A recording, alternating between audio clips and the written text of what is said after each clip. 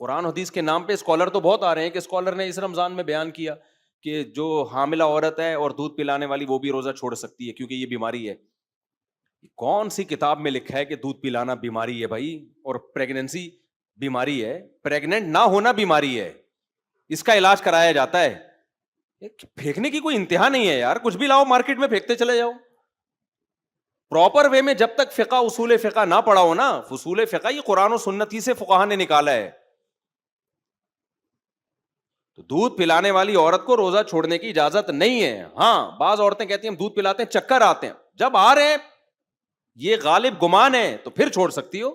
چکر آنا تو ہے، یہ ایک بیماری ہے، خالی دودھ پلانا تھوڑی ہے. بہت سی عورتیں صحت مند ہوتی ہیں، سارا دن بچے کو دودھ پلاتی ہیں، کچھ بھی نہیں ہوتا ان کو.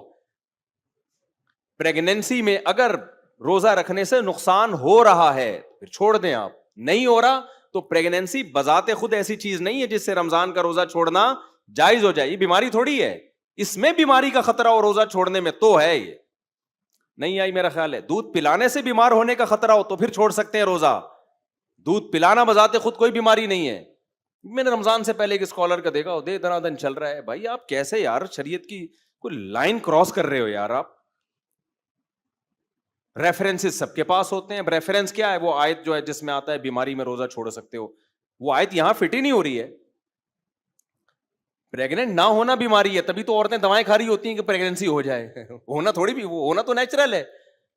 رکھتی آئی ہیں ہمیشہ دودھ پلانے والی عورتیں بھی، پریگننٹ عورتیں بھی ہمیشہ رکھتی آئی ہیں روزہ. ہاں بہرحال اگر کسی کو نقصان ہو رہا ہے تو پھر یہ ہم کہتے ہیں ہم تھوڑی اس کو منع کر سکتے ہیں. بھائی اللہ نے اجازت دی ہے، چھوڑ سکتے ہیں روزہ. ایک دفعہ ایک صاحب میرے پاس آئے کہ مجھے بہت زیادہ کھانسی ہو رہی ہے اور ڈاکٹر نے کہا ہے روزہ توڑ دو ورنہ یہ کھانسی اور زیادہ بڑھے گی، دوا لینی پڑے گی. انجیکشن وغیرہ سے آرام نہیں ہوا، کیا ہوا؟ یا گلا خراب تھا ان کا. انہوں نے کہا میں نے روزہ نہیں توڑا، گلا کی خرابی بڑھے گی میری. تو میں نے کہا چھوڑ سکتے ہو آپ روزہ. ایک صاحب بیٹھے ہوئے تھے، یار گلا خراب پہ رمضان کا روزہ چھوڑ دیا. ادھر امتحان دینے پہ روزہ چھوڑنا منع ہے، گلا خراب پہ یعنی وہ آمدی صاحب نے کہہ دیا کہ کل پیپر ہے آپ روزہ چھوڑ دو. وہ اس پہ اتنی سختی کہ نہیں چھوڑ سکتے، بندے کا مستقبل داؤ پہ لگا ہوا ہے. اور ادھر گلا خراب ہے، گلے میں کیا ہے؟ گلا خراب ہے تو روزہ چھوڑ دو تاکہ گلا ٹھیک ہو جائے. تو یہ کیا ہے؟ میں نے کہا بھائی ہمارے باپ ماموں کا دین نہیں ہے. اللہ میاں نے گلے کو خرابی کو مانا ہے. بیماری ہے تو بیماری میں ڈاکٹر بولتے ہیں گلا خرابی کیا ہے؟ بیماری ہے. تو اللہ میاں نے کہا ہے کہ بیماری میں ٹھیک ہے. پیپر کو اللہ میاں نے باقی کسی چیز کو عذر نہیں مانا. تو ہم تو وہی بتائیں گے جو اللہ میاں کہہ رہے ہیں. بھائی صاحب کیا خیال ہے؟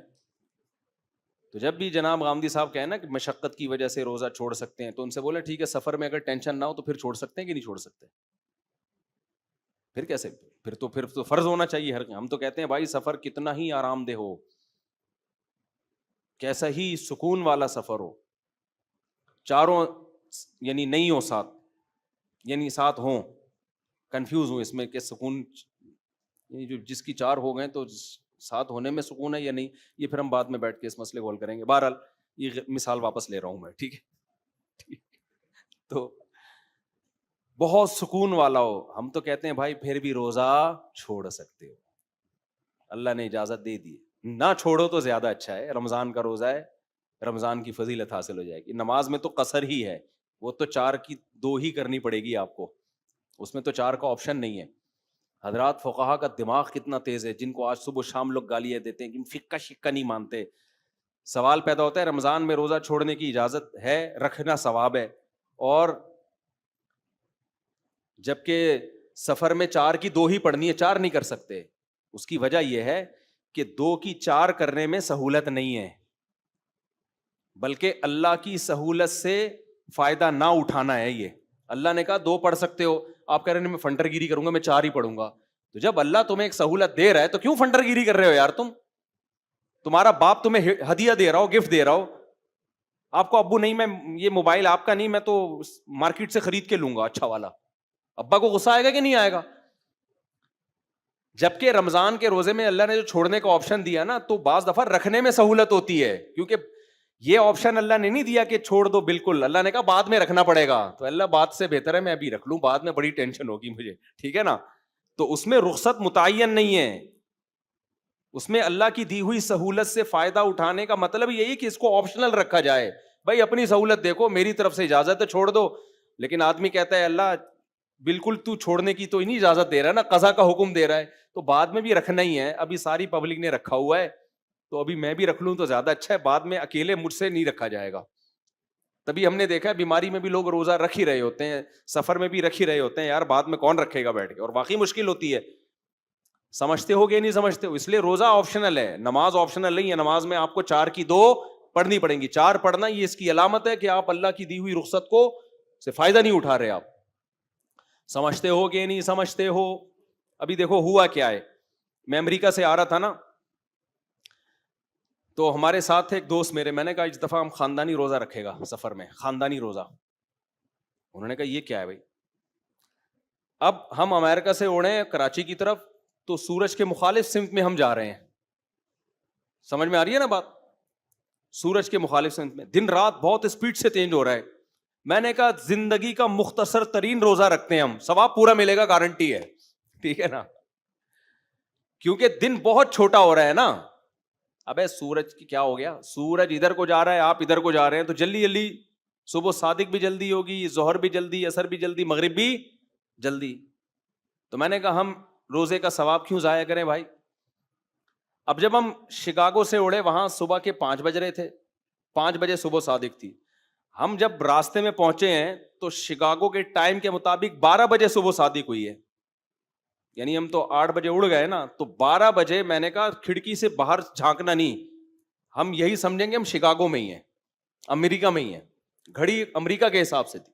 رات 12 بجے میں نے کہا بھائی ہم سحری کر کے نیت کر لی روزے کی, صبح 10 بجے ناشتے میں روزہ افطار ہوگا ہمارا. رات کو تو سونا ہی تھا, جہاز میں تھوڑا اونگی رہا ہوتا ہے نا آدمی. میں نے کہا یوں سمجھو کہ رات 12 بجے ہم ڈنر کر رہے ہیں اور صبح ناشتہ کریں گے 10 بجے, تو یہ ڈنر آپ سحری کی نیت سے کرو اور صبح 10 بجے ناشتہ آپ نے افطاری کی نیت سے کرنا ہے.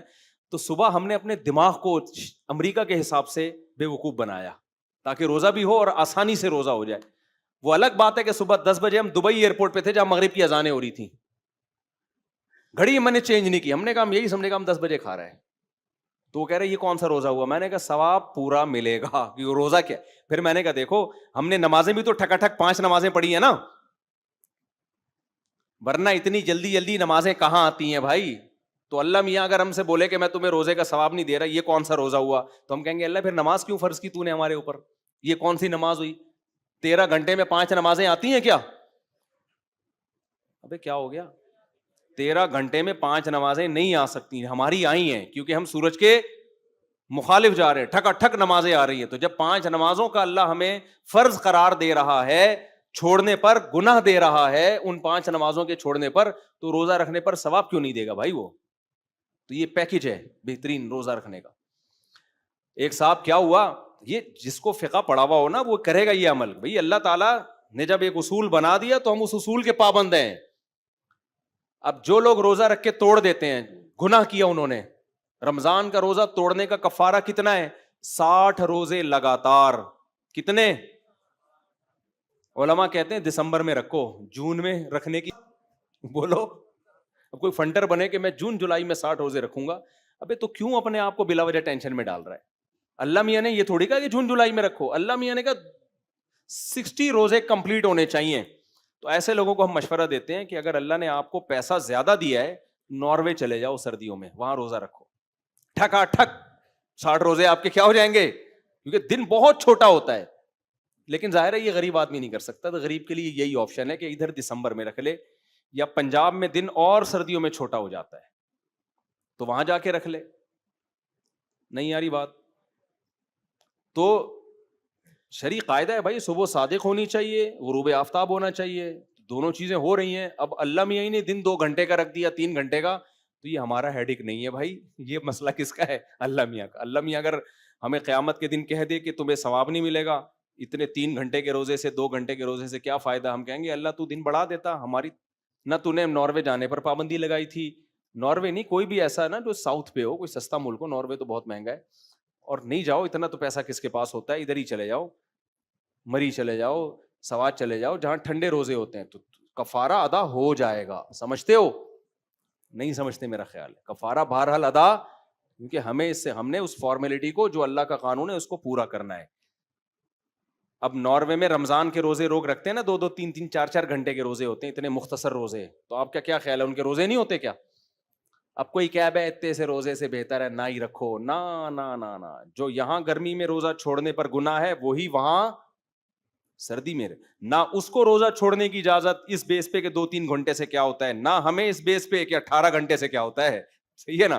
رمضان جب آئے گا جتنا مرضی پسینہ نکالے, جتنی مرضی لیند ہو.